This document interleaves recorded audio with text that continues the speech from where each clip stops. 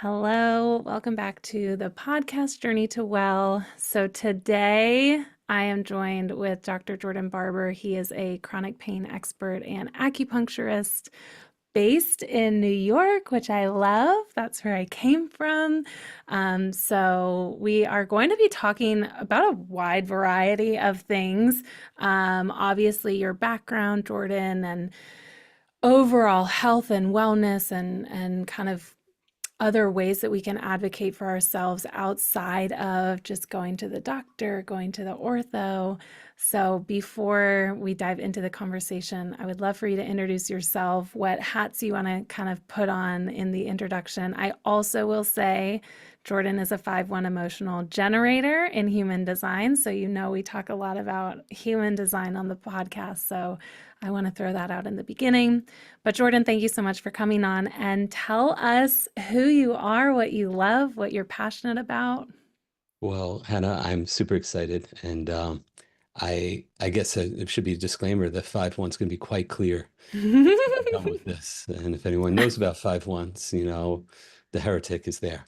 Love it. So My mom's a um, 5-1, so I can't wait to talk about that with you. I, I love to explore a lot of that. So you know, I guess the 5-1. Let's start with that because I grew up as a punk rocker between St. Mark's Place down in New York City and on Long Island. So right there, that was that desire to find something deeper and to make change, right? Mm, Um, Grew up in the IT world. I had my first job at 15 in a company that was going IPO during the dot-com boom. Went through 9/11. I was there and decided to make a life change because of a lot of health issues, not from 9/11, thankfully, yeah. but the lifestyle that was leading at 20, 21 years old down in the financial district. Um, wasn't healthy for me. And a lot of stuff transpired. But at the end of the day, I wound up in integrated medicine because acupuncture, after surgeries and everything else, was the only thing that gave me relief. Wow. And I became interested. And a little background there too, as like a 15, 16-year-old, the job I wanted to have was to be a massage therapist and a tarot reader. Hey. Right, which, is a very teenage kind of idea. Yeah. But because I received medical massage, because my back was always hurting and stuff, because I was in front of computers or I was in mosh pits, and Okay. I had insurance that covered it. And I thought it was like profound. And I really loved how, like, there was like a spiritual side of connecting with people. And I was always a very Mm, spiritual kid. And I was always into tarot cards and I read for everyone in high school. And I was like, if I could just do this, this would be great. yeah. And I lost myself a bit, in my early 20s working in the financial districts and in IT. And thankfully, talk about the gift of um, 9/11. All the tragedies in my life have gifts. The Mm, gift, was that it allowed me to reconnect and find myself and set me on the right journey. Because I was craving the things that I lost and I was aware of it. And mm, so I found it, now at 45, 20 years in some form of clinical practice. Uh, mm. so yeah, that's the abnormal version of my story. But I think that's the better one for a 5-1 introduction. I love that. We want the abnormal. We don't want the boring. We like the different. What was going on with your back? You said acupuncture was the only thing that helped. So my back was pretty good. I mean, I just always had ache and pains just from like computers, and I Okay. rode my bike a lot, and I fell off the bike a lot. I did martial arts, all these different things. But when I started really working in a financial district, I was living off of food carts and Mm, steak dinners and going to Windows on the World, every Friday and drinking like a fish. yeah. And I grew up in the music scene and I'm still partially involved in it. And, those late nights were rough. I was burning the candle at both ends, shall we Mm, say. I was in bands, I toured, I DJ'd, I did all those things. So, there wasn't much left in that tank. And I mhm, started having a lot of sinus issues. I was sick from like November mm, to It had to be summer, even spring, because allergies would be bad. Yeah. I had sinus surgeries and all these things. Nothing worked within a month. And actually, I woke up from a dream with the word acupuncture. I Hmm. obviously knew what it was, but I didn't know it was like a real thing. That would be Okay. like 2002, somewhere around there, maybe, I'm thinking. And I didn't even know how to find, like, is that a real thing? Like, Right. so I remember Googling and I found a school and I figured, well, if they teach it, they have to be real. They won't kill me. So I went to like the professional clinics at the school, which later became my school. Hmm. And within a month, like 80% of my symptoms were gone. Wow. So, it's huge. And it was diet, lifestyle, some herbs, and acupuncture.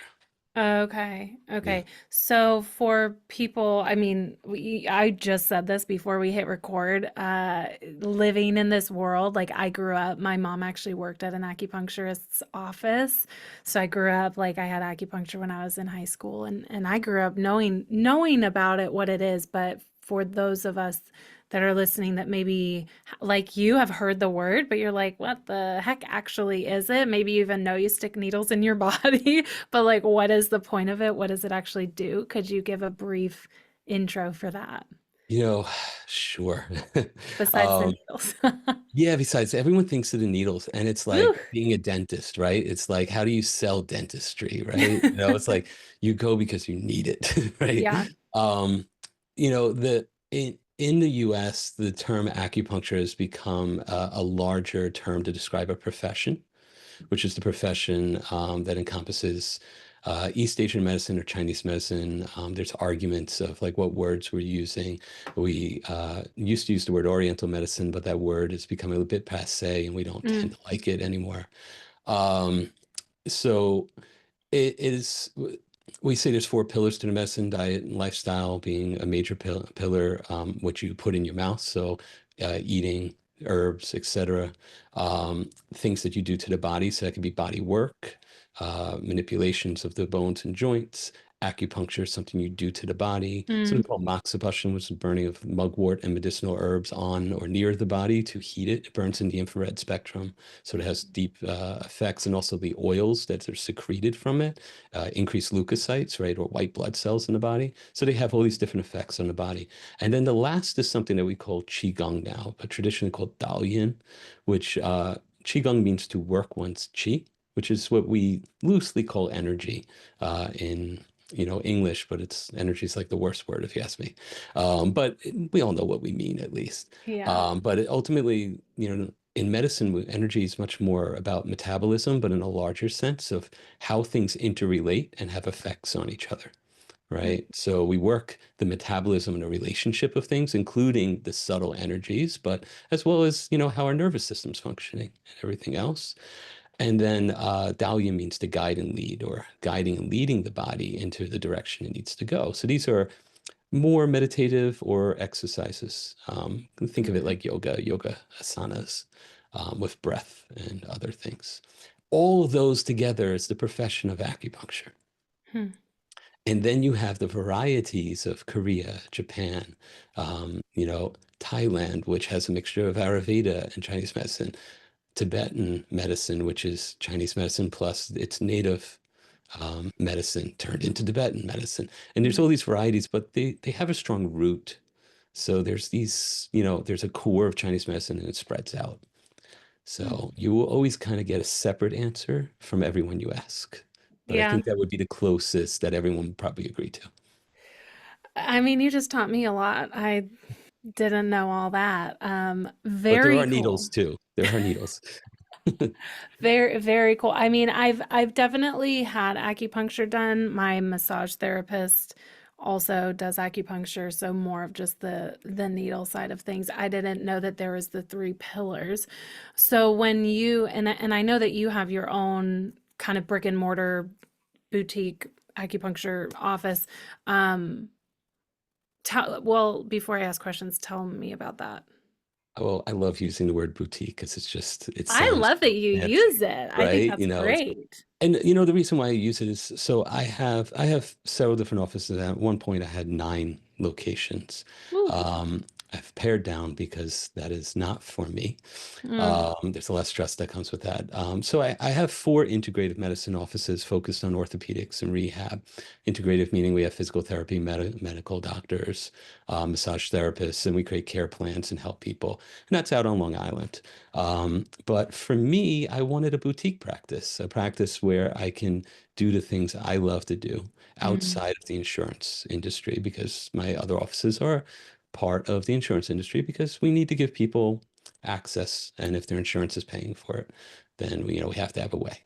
mm, But we also have to have a way to have fun, especially when the insurance industries are not interested.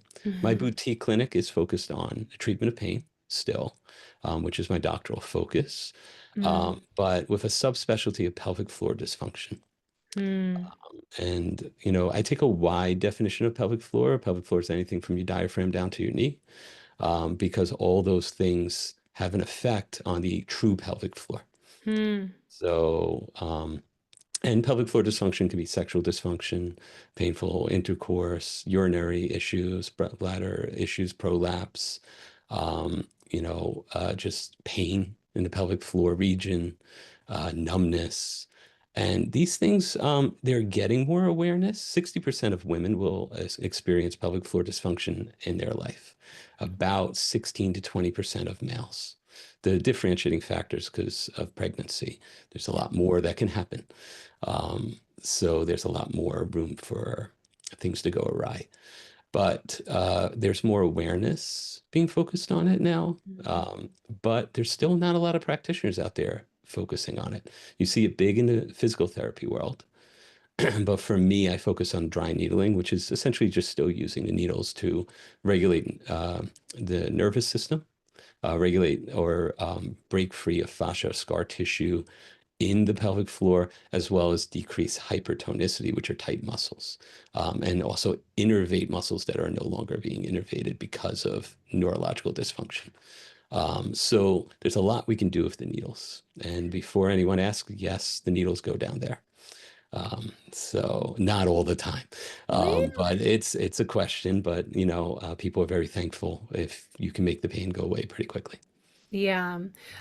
Does something have to happen for this pain to occur? Like obviously you spoke of pregnancy. Does something happen or can A lot of my pelvic floor dysfunction that I've seen, especially early on, and which got me interested in it, was adolescents and people in their 20s. hmm, Right? Obviously, especially in adolescents, no history of pregnancy. yep. They were athletes. And so I mean, we know if you do a squat, you're using your core and you're tightening that pelvic floor and you're engaging those hamstrings and everything else. Well, what if it doesn't release? What if you also have some postural issues? What if Mm, you have some diaphragm issues? And because the diaphragm, think of the pelvic floor as the opposite diaphragm. They contract and relax opposite of each other, so we're supposed to. wow. And if one's tight, the other one doesn't release. So you start seeing these weird anomalous symptoms, whether there's pain or numbness, or uh, sensations of bladder fullness, urgency, need to pee, but like then there's nothing there. And it's just the nerves just misfiring because the muscles are tight around them. So I'm seeing it, but because of the lack of awareness, and if you go to your GP, your general practitioner, they're just like, I don't know, maybe they'll send you to PT and hopefully the PT identifies it, but it might also look like back pain. And so we don't think about it. That And was that's gonna why I be take my question Yeah, well, was that's why I take the wider view because I say the pelvic floor is from that diaphragm to the knee. And I can make it the ankle if you really want because of how it affects the biomechanics and kinetic chain. But, you know, you're speaking my language. I actually I told you I've been having back kind of chronic, like you deal with chronic back pain. It started when I was younger. I was doing back squats at the gym and just went down the wrong way. Felt like I just pulled every muscle in my back and ever since, we have flare-ups and I've been in a terrible one the past few months and then I was walking down the stairs completely sober, mind you, in the dark though. Skipped the last step, sprained my ankle. And my mom and I have always really talked about the alignment of the ankle. And I would love to hear your perspective of this because one of the things that we kind of talked about, like, what is this like underlying topic of the podcast, what do we want it to be? And one of the things that I really love talking about is the interconnectedness of everything. And you've talked about a few times, you've already said your nervous system and regulating your nervous system and relaxing the muscles, and things firing in the same way. And so my mom and I have talked about the alignment of your ankles. Could that Mhm. affect the alignment of your hips and your posture, which then affects the alignment of your back and all of that? So it's interesting that you said ankles. Yeah, no, I mean, 100%. I mean, all you have to do is stand up without your shoes on, or, I mean, even with your shoes on, and roll an ankle in and see how your hip shifts. Yeah. Now, if your ankle's stuck in that position, every time you step, you're reinforcing that shift. Mm, And then what'll happen is the fascia will tighten, that stuff that looks like when you eat chicken or some meat and you see that thin stuff around it, that's called fascia. Well, that stuff is essentially the thing that separates the muscles and allows there to be glide and also creates a stabilization network. And it's a single sheath. It wraps around every organ, every nerve, every single thing, right? mm, There's main sheaths of it, but they're all interconnected. And there's a theory called the biotensegrity theory, which is the interconnectedness and how all these little things can play out in larger systems within the body. But certainly an ankle injury, especially if someone's, running after that, mm, or, still being, athletic after spraining their ankle, which is very common, will throw off their back. And then they might have hip pain, mm. and no one thinks about the ankle, and you could release the hip and then it comes back. It's like, well, it's because the ankle's off, you Which know? is so interesting. Again, talking about like your doctor and even like an orthopedic doctor. I mentioned it to them and they're like, oh, well, I wouldn't worry about that right now. Like just focus on your back getting better and nothing. And I don't say that with hatred or anything. I mean, we can have a whole conversation about like education and the traditional medicine system and all medical fields, but nothing bad with malice. I'm not saying that with malice, but it's just another kind of looping back to the importance of knowing your other options. And that was one of the reasons that I wanted to have you on this podcast and have a conversation with you, because I don't think that we have a lot of education and a lot of um, opportunity to, I don't know, maybe awareness. I don't really know what it is. Maybe you have a better idea just being in your field. So, I mean, there's a lot I can say. You know, when I first started out, um, the medical community was not interested in acupuncture. Wow. You know, the most accepting people were just kind of like, I don't know, I don't think you'll die. And that was like basically it, like, good luck. I have seen a massive shift. Now, mind you, I'm in a metropolitan area, so there's a market demand for it, Mm, stronger and stronger consumer demand for any integrative modality, but acupuncture being one of the larger in-demand modalities right now. mm, So market demand does dictate what the where the attention goes. So they're more curious, and patients just say, well, I got better. Um, One of my major things more and more now, I mean, I mentioned I have integrative offices out east on Long Island, but in my boutique clinic, everything that I do is focused on care plans. I want to know, especially for pelvic health, I want to know who your pelvic floor therapist is because it's not me alone that's going to help you, or who your urologist is or your gyne or whoever the referring physician is. Or I want to make sure that you have a team. mm, And what I realize is the more that we work in teams, the more I find clinicians that see the value of integrative approaches, mm, where we become much more outcome based and we become much more focused on the patient.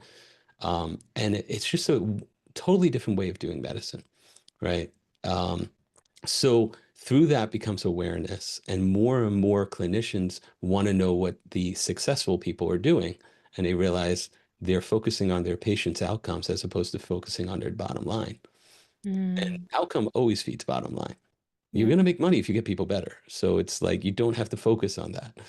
Yeah. If you can get people better and people have a really positive experience, and this is one of the things that I wrote about in my book, which is more focused on practice management, but it's really about the patient journey. successful practitioners have really good patient journeys.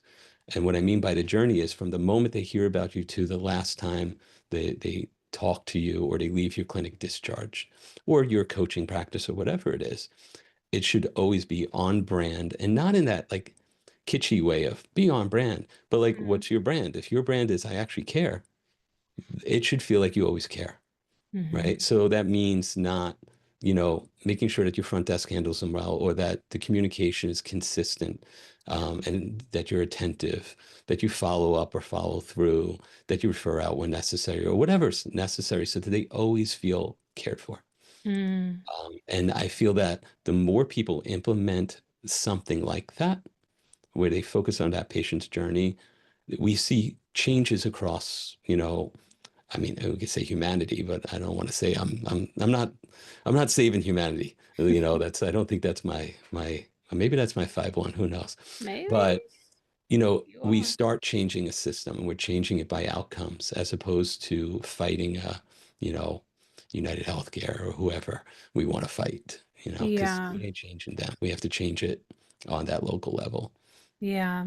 One of the things that you said that I think I quoted you on a podcast that Ooh. maybe is coming out this week, when we first met was being passionate about what you do and allowing that passion to come through and really, I mean, that's a whole different topic that we don't really need to dive into of like discovering your passion and then creating a life and a vocation around that.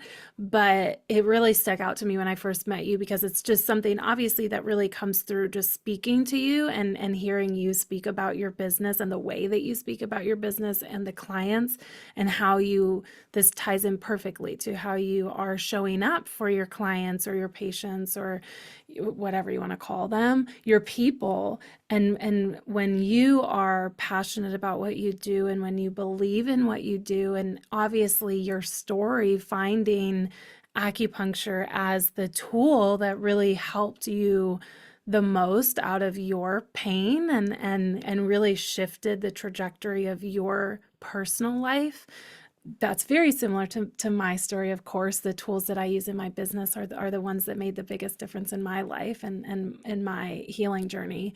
But I think that when we incorporate those into our full life, that's where that passion comes through. And that's where we can really show up because it's not, like you said, it's not showing up for the bottom line or just showing up like, oh, this is just another patient, but you're really interested in their full health, which is really the direction that hopefully everyone's going. I don't know, but integrative. You keep using the word integrative and holistic, like all of these words that we use.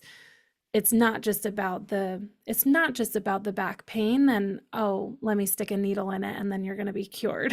Right. And I really appreciate you, identifying that and, quoting me. That's cool. It's like a citation. Very Hey. excited. Um, but, passion, passion's so important on multiple levels that you just talked about. But at the same time, if you don't want to be doing it, why are you doing it? Mm, No, right? Like, why? And it's one thing to be like, well, I got to pay the bills, whatever, it's a job. But these are people's lives. It's not yeah. like, oh, I go in and make a widget and go home. Like, I don't really care about the factory, Yeah. right? This is like a profession. And then when I say this, I'm not just talking about like acupuncture. I'm talking about healthcare in general. I mean, you could be a Reiki master. It doesn't matter, right? When someone comes to you in pain, right? And I'm not saying physical pain, emotional pain, or anything else. To me, and I can only speak for myself, I feel like you have a moral obligation to see them, to hear Mm, them, right? To help them, or to do the best you can, or say, oh, or maybe I can't help you because I just don't have that skill set. But at least being honest with them, not take their yeah. money. Yeah.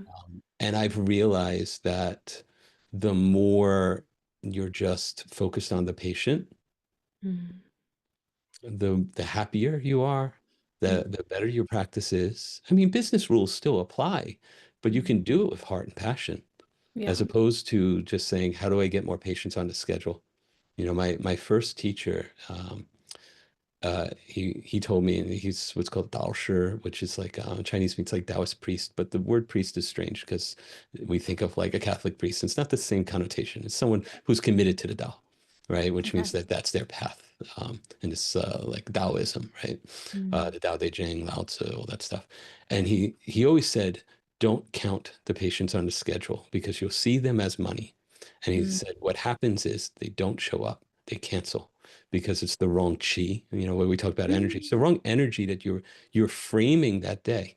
He's like, at mm, the end of the day, you can be like, oh, I did 20 people today. That's great. You know, it's perfectly fine to see what your outcomes were.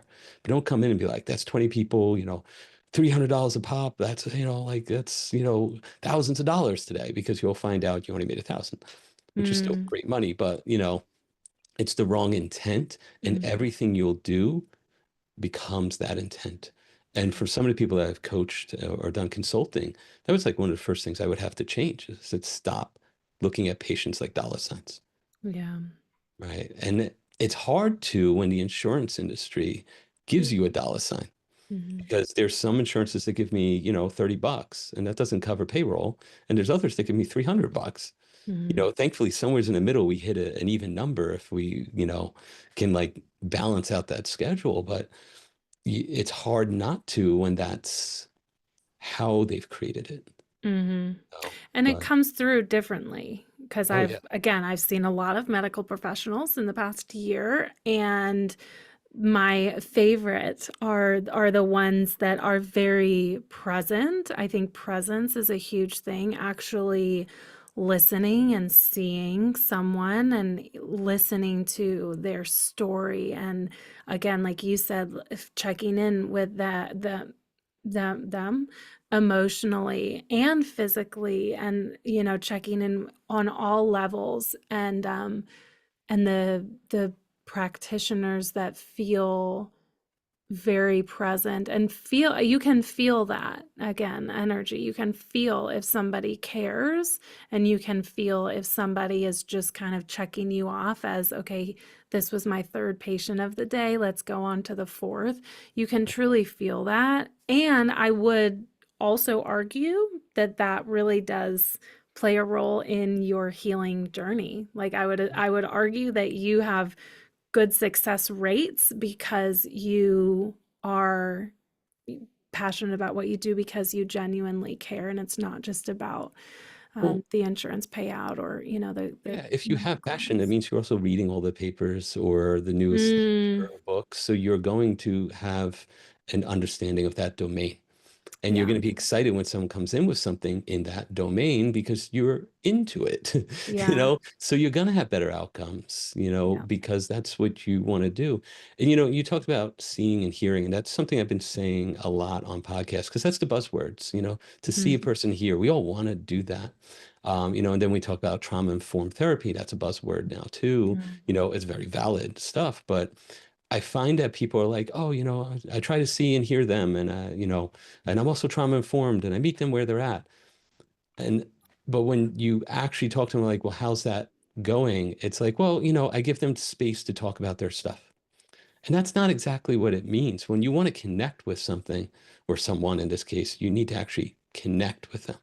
So Mm, it's the difference between, um, you know, listening to respond versus listening to understand, mm. right? And a lot of us listen to respond, especially as healthcare practitioners, because we're trained to be protocolized, right? So Yes. even if we don't want to, it's like, oh, you fit, oh, that's this trigger point referral pattern. I know exactly what it is. I'm tired of your story now. Let's go, you Yep. know, and that's the wrong intent. And even though you're trying, Mm, it happens to all of us. So I'm not like knocking anyone, mm, you know, or they're sharing their trauma and you're trying to understand how it's going, but at the same time, you're like, you can get over this, you know, in your narrative in your head, right? And you're like, mm-hmm. that's you're not seeing them for who they are.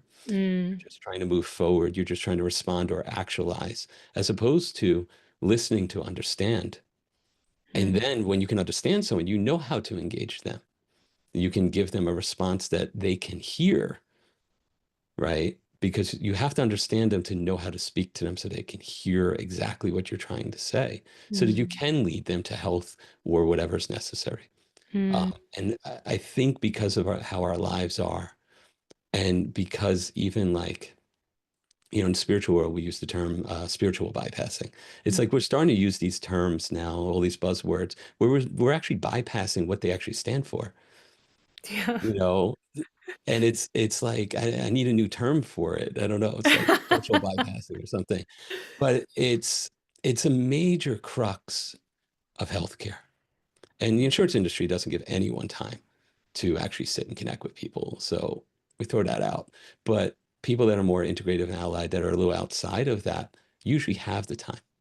Mm, So it's something that like, I've already said it now on your podcast. So I'd love people to understand that and be like, wow, how do I even in your own life, if you're having problems in a relationship, when you're arguing next time, seek to hear what they're saying before you try to formulate the response. Don't even have that response in your head. Just why are you saying that? Let me understand it fully mm. and then try.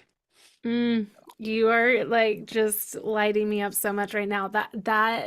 And I am not saying I am perfect. I am not at I'm all. definitely not perfect. Not at Trust me. all. This is much easier said than done. And I will also add that it's so much easier. Like when my sister comes to me and tells me, I had this argument with mom, or I had the, argument with my husband, whatever. So much easier to see this pattern in other people than with yourself.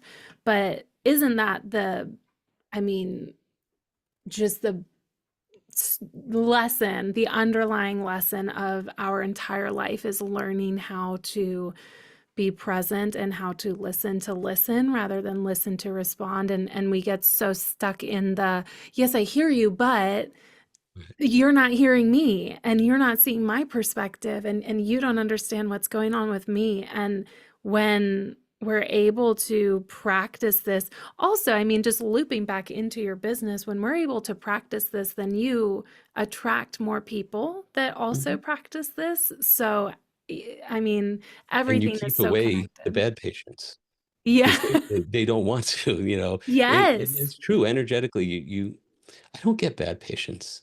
Oh,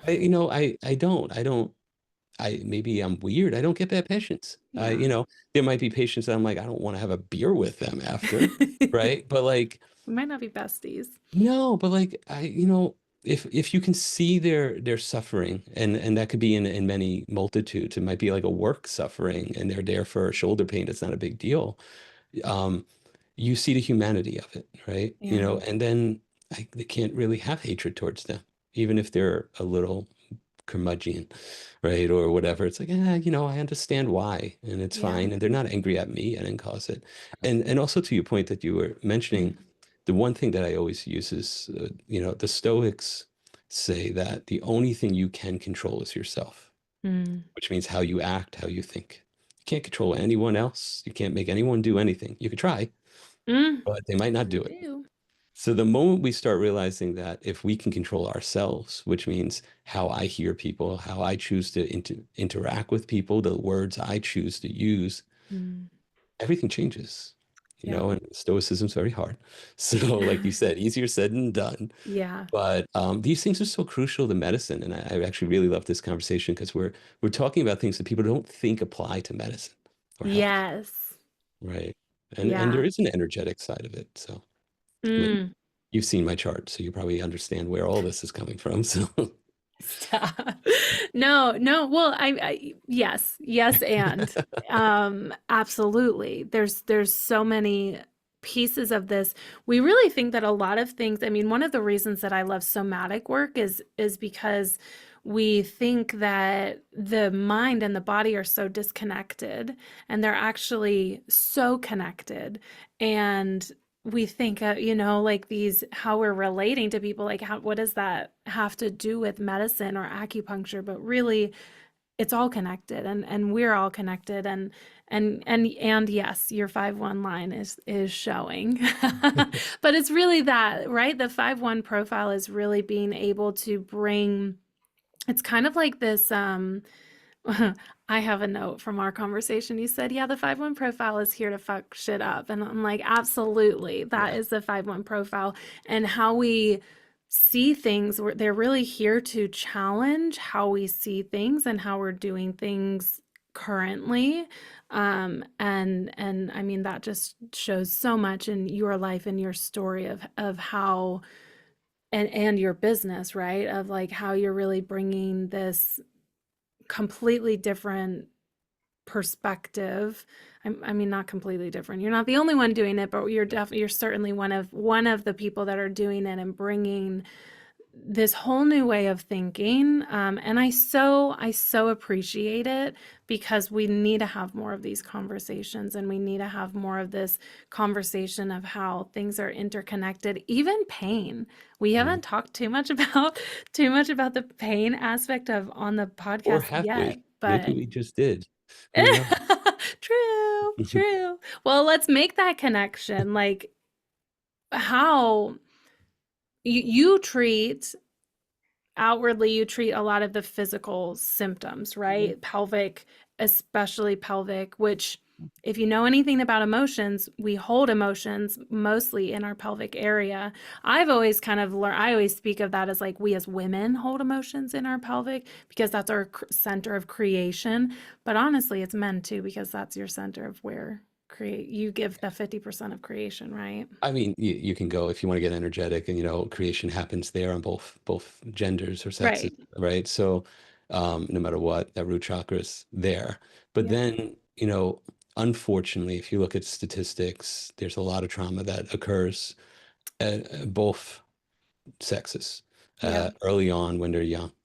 And then there's also through maturation, a lot of embarrassment of sexual maturation, and first sexual experiences, even if they're positive, Mm. or, take a woman who's grown faster, matured faster than their, classmates, Yeah. or a boy that maybe had a unfortunate erection in class or something like that, and these things, you get these somatic anchorings and all these other things, and you get shame, and we hold it in certain areas. Yeah. And at the same time, you can hold, there's a phrase, the issue is in the tissues, right? So like you can hold, you can be in a car accident and maybe, you banged up your shoulder a little, and it could be a decade later and finally that shoulder releases and you suddenly go home and you have dreams of the car accident, or you start crying on a table, or you have a flashback.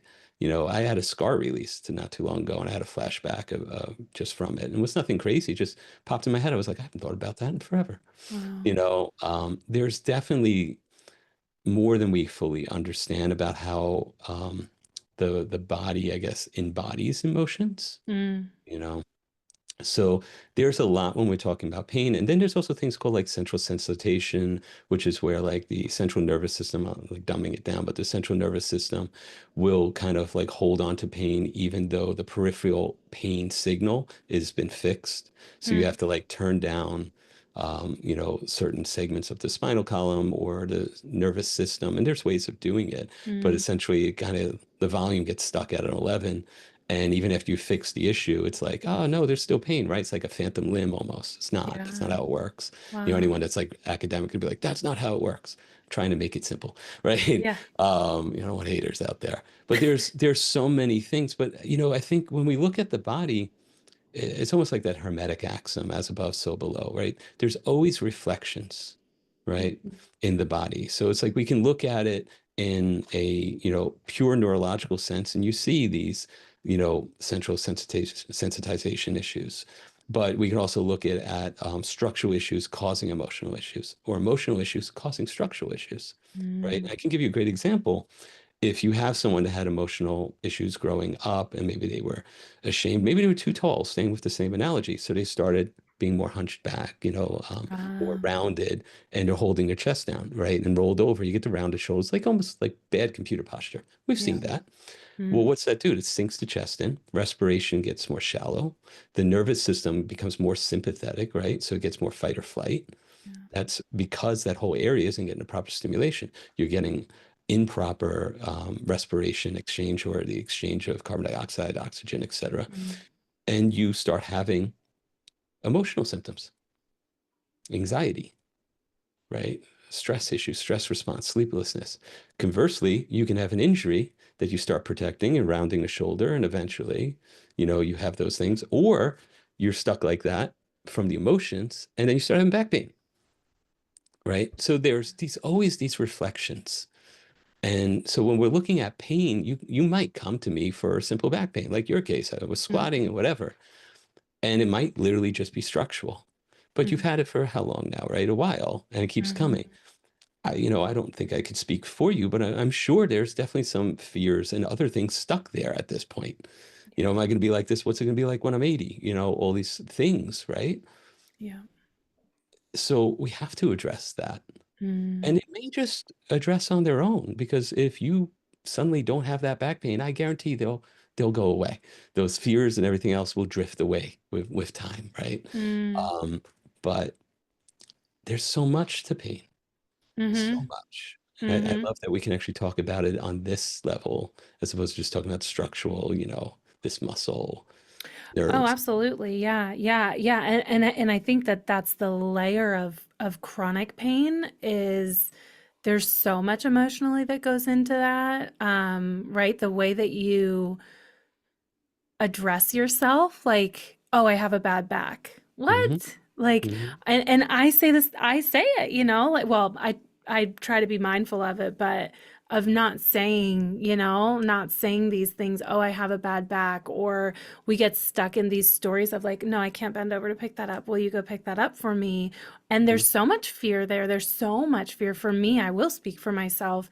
There's a lot of fear of re-injuring myself and not wanting to bend over and do the thing and not causing, like, for me it's a lot of flexion, so anything that you're bending, or and then there's all of the ways that we then, when that's chronic, we then identify as the pain.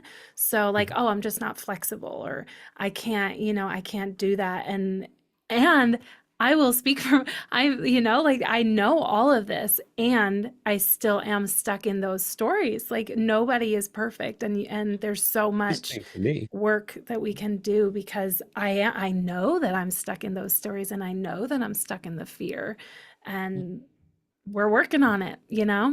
But that's the gift of being a healthcare practitioner Yeah. is you also learn by helping other people. Those are the other reflections, Yeah. So like you say the same thing about, these stories and narratives, and they happen to me Yeah.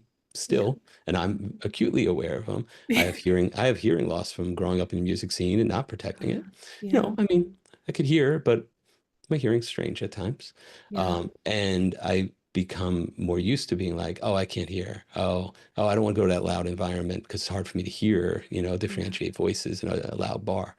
And I was like, well, there's so many hacks that I have that I can actually go out and hear and stuff. But I got so used to saying, oh, I can't hear. That Mhm. I can hear. I'm not, we're talking, I could hear right now, right? Like there's no problem. But it becomes part of my identity, like, oh, and you become a curmudgeon about it, or you Yeah. start truncating your life and you cut short your happiness. Mhm. I'm quite sure you can get something off the floor. You might just have to do it in a different direction.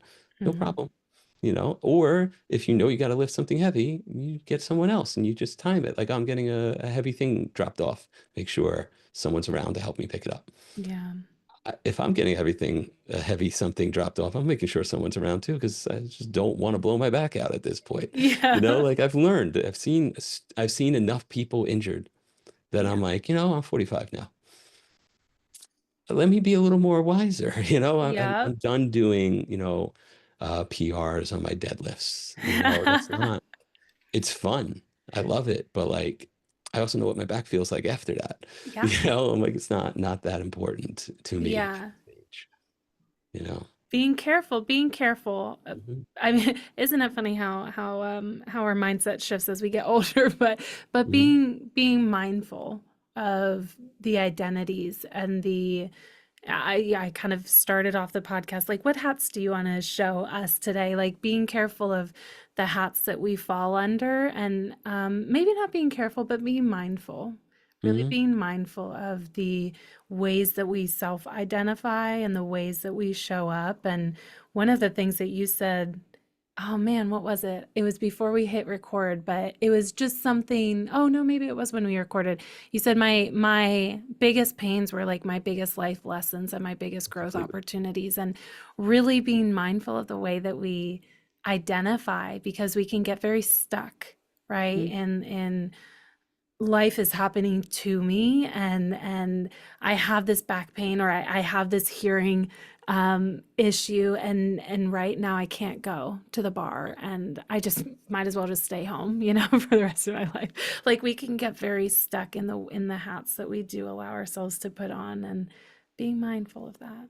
I speak of the gift of COVID, and at this point, we're about 5, 6 years out, right? Yeah. I don't even know, what, 5 years, something like that.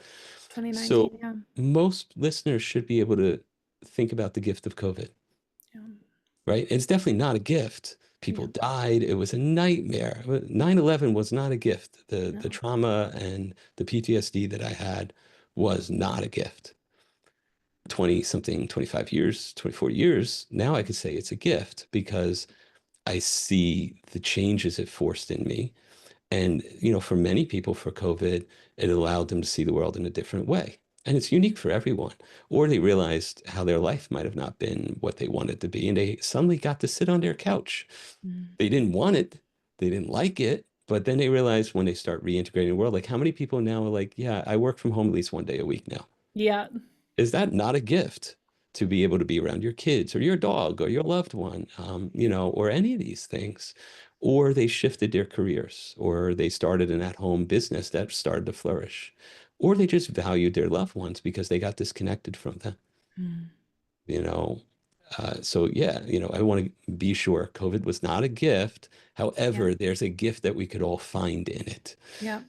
I don't Silver want any linings, email, right? you know. Yeah. There's always a silver lining in anything that happens Yeah, to us. My quote, I think it's Tony Robbins, but that's where I originally heard it. But life is not happening to you, it's happening for you. And how is life happening for you? And really keeping that mindset. And that's coming from a place where, like, this back thing, pain is a bitch and it's yeah, very consuming. So it's not, I think we can say that and be like, oh, yeah, life's always happening for me, and assume that it's all roses and sunshine and rainbows. It's not. And that's okay. And life is still happening for you. And how is this teaching you and growing you and expanding you? And, obviously in my business, it's a huge way that I can show up even greater because there's that capacity that's expanded, but it's it always makes happening. Yeah, it makes you a better practitioner because Yep. you understand suffering, Yeah. maybe in a different way that your patient's presenting, but you get it. Yeah. When I was young and first started, I had no suffering. Yeah. I mean, sure, I had sinus issues, but was that suffering? I thought they were bad. And Mm, yeah, they can be debilitating, mm, but I got rid of them. So is that really suffering? No, no big mm, deal. mm, As I've gotten older and have things that I'm like, oh, this might stay, like hearing and other stuff that might mm. just be with me forever. Um, Oh, okay. That changes a lot of things, Yeah. right? Having, other things that have happened to me where, I blog about when I lost my gallbladder and trying to keep it. There's a whole blog Mm. series over 6 months of me writing and also gave me some new perspectives of the healthcare system.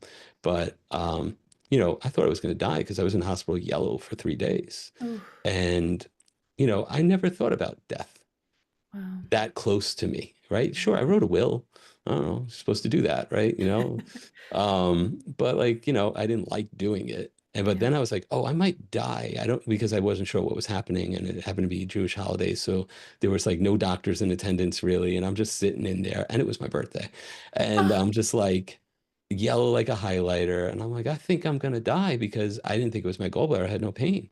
And I was like, this is a liver tumor. That's like I'm going through everything in my head, what it uh, could be, and I had an ultrasound. My gallbladder was perfectly fine in the ultrasound. So I was like, oh, I'm gonna die. This is death.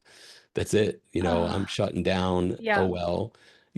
After that, I was like, I valued a lot of things. Yeah. So through our suffering, we learn to, I think, value other people's suffering as well. Mm, You know, mm. and that helps us be more human. Yeah. We get an invitation. I always say, here's a simpler example. I always say I will never not value a parking spot after living in the city because I had to pay like $150 a month for a parking spot, not even right in front of my house. And Mm, and after getting probably $500 worth of parking tickets, which then made me pay for a parking spot, I will never not value a parking spot. And I 150 is a don't. steal in New York City if you can get that here. I Oh, don't want to tell you what I used to pay, but yes, you value these things suddenly when like, if you're in the suburbs, no problem finding parking, right? mm-hmm. And it's really value propositions and what we place on things. And these are all first world issues. Yeah, But yep, it's so yep, funny how they affect us, you yeah, know? yeah. Yeah. So tell me about your book. I'm very curious, knowing you a little bit about your story, and now hearing you, I'm just even more interested in this So realigning medicine. yeah, the book's called Realigning Medicine. It came out February 25th, so now it feels like a decade ago. Can you imagine? And the book came out. I was teaching a practice management class at a graduate level, and I got tired of answering the same questions. And they were the same questions that I was also seeing in people who are already in practice. Mm. So I was like, I'm going to write a book. It was a very ADHD decision. You know, Open head post center. yeah, post fact, I was like, we're never gonna get that money back. You don't make money writing books unless you sell gazillions of them. And Yeah. I didn't write it to make money, right? Mm. I needed to get it off my chest. But what I also realized is as I was writing it, I realized a lot of things that I was ready to move past as well. Mm. Like I'm like, oh, I know this lesson, and now I'm ready to do this again. So I was in a way, it was foreshadowing my boutique practice. It's kind of where the Wow. boutique practice came from. Because at that time I was like, oh, I was just teaching and I was, running my practices. And, you know, I realized some things through writing down everything I already knew and learned from other people. Mm. So the book, each chapter is focused on certain intents. Like the first one's a discovery chapter. I have a vision exercise. And it's picturing yourself in your ideal practice. So you kind of start formulating a North Star. What do you Mm. really want? And the analogy I use to describe it is, and I give this to, my students is like, we do the vision exercise and you might have this vision of your ideal practice, and then you wind up working in a place where you have a lab coat on, you're seeing like 60 people a week, you're making lots of money and you're running around and it's an awesome practice and you're super successful, but your vision was seeing one person one-on-one for 90 minutes. You were wearing Mm. a robe and there was a gong in the corner, and you were more like a shaman Yeah. than the clinician. Mm. And we're not value like saying like one is better. No, that's what you wanted. Mm. So you're actually dissatisfied in your practice, and then you're like, well, how do I get closer? It doesn't Mm. mean, therefore, you got to now destroy everything. Yeah. But we start saying, what does it mean to want that? What are those archetypes? What are those emotions? How do we start finding those things? And then we start talking about the patient journey. We look at branding, communication, but not in the marketing branding sense of like fonts and colors and all those things. Mm. Go get the marketers for that. I say that in the book. But one of the lessons I learned is I didn't know my practice early on. So Mm. I hired a PR team to go do some marketing. This was a long time ago, and I was using my last pennies. You Yeah. know, I just knew I needed to get out there, and I didn't know how to do it. Mm. And they went and advertised what they thought an acupuncturist was, and it was nothing like me. And I was like, oh my God. And it was the wrong patients. And I felt embarrassed. And then they Yeah. had me going to events that I wanted nothing to do with. And like, Mm. and I didn't even know why, because I didn't know how to articulate what I was and make sure that everything that people did for me or the stuff that I put on social is close to how I would communicate and on brand, Wow. right? And on brands could be very loose of Yeah. who are you as a practitioner, not what do you think people want to hear you say, right? And Mm. that's what a lot of people do. And so the whole book goes through there and it ends with kind of like avoiding burnout and kind of long term, like why are you doing this? Mm. Long term. What is your end goal? Because there's not a 401k for most solo practitioners. Eventually, hopefully, you say, oh, maybe I should get one of those or whatever, right? There's no. So what is the exit strategy? Wow. Right? What is that long-term goal? Where are we going with it? But it starts with that very first vision exercise, right? Because that long-term goal is why are we doing this? Mm. So the book is kind of that, and I actually give zero answers. They're literally stories of the craziness and me being a 5-1 and probably saying things that people aren't excited about. And then here's an exercise, go figure it out on your own. Mm. You might need therapy. Good luck, right? Because I talk about, emotional set points. One of the biggest things that I see people, practitioners, but this could apply to a non-clinician who's struggling at succeeding.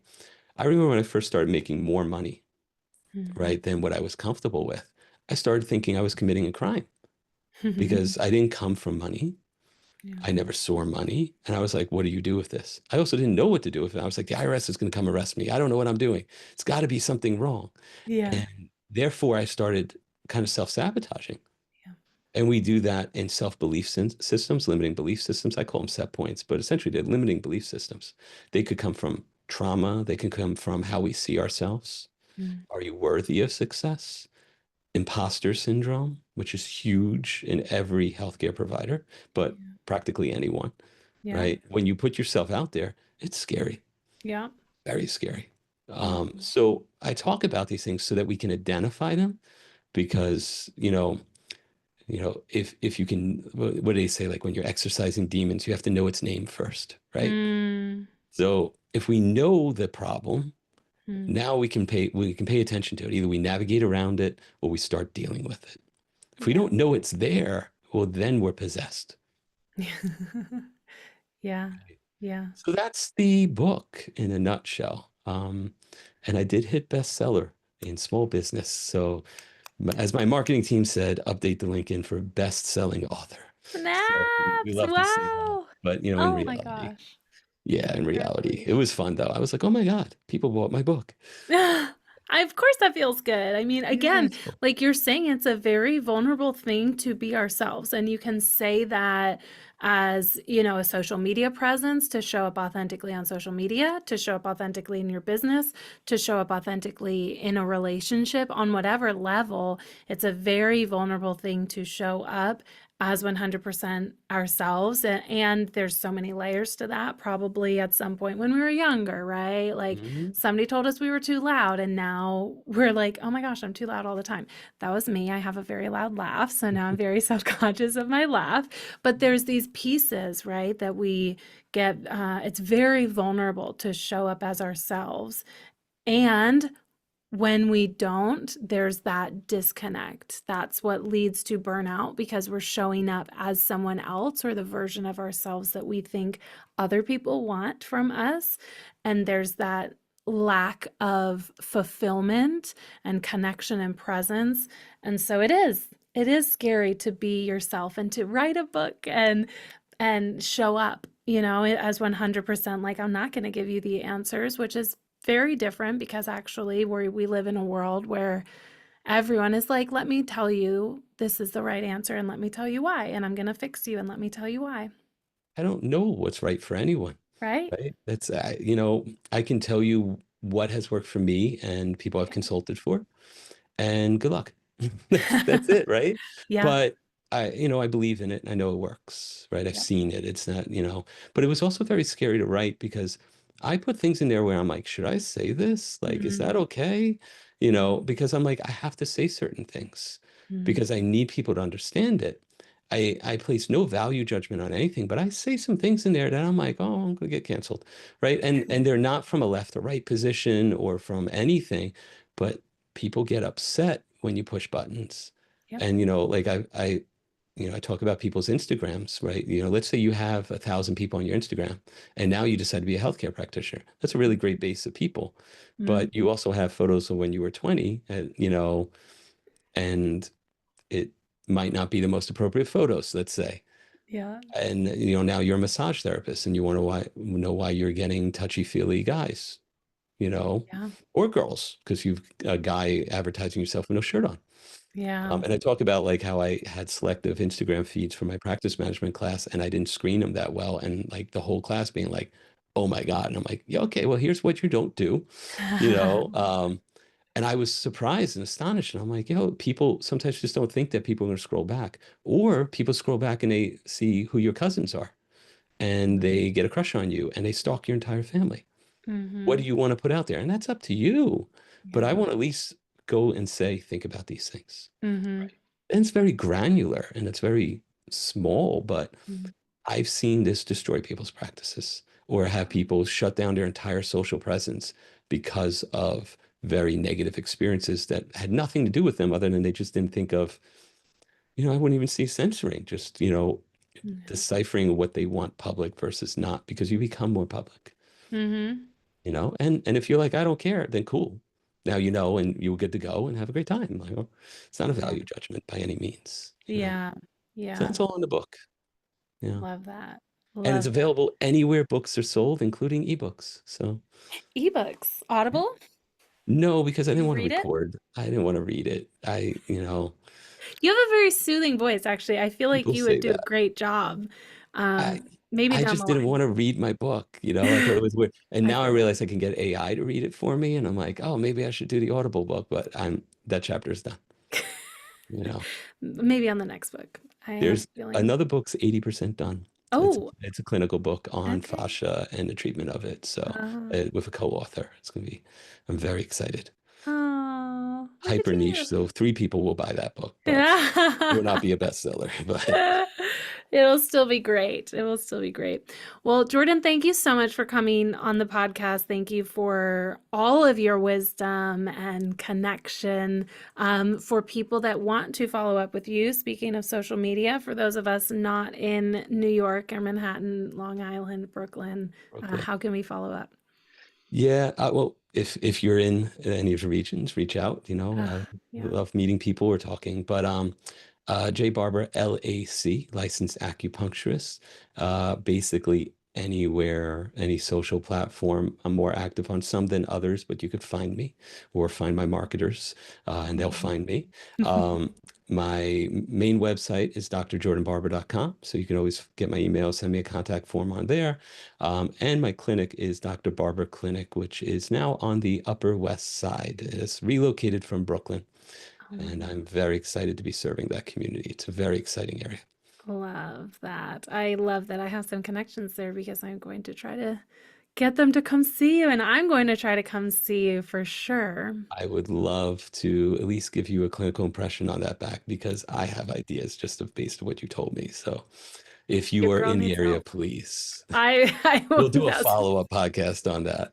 You know, yeah, actually I would love to. Yeah, I would love to. Anyway, we'll have to talk. yes. Last question. You're Mhm. standing on a stage, you have the microphone for a minute, and you have the opportunity to share any one message with the world. What would that message be? Demand more. That's Love. it. Demand more for everything, for yourself.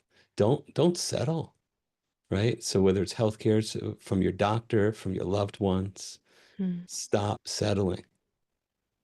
It's every time we settle, we make a concession. And that doesn't mean to be like, a mean person, right? Like we're yeah. talking about being reasonable, but if we're all honest with ourselves, we often avoid conflict or we just accept that, especially with healthcare. It's like, oh, well, that's what I'm going to get. I have Mhm, crappy insurance. No, just because you have crappy insurance, you could still demand more, mm, right? So mm, be your own advocate and demand more. mm. Love that. Thank you so much, Jordan. This was such a fun conversation. It's been awesome. I hope to talk to you soon.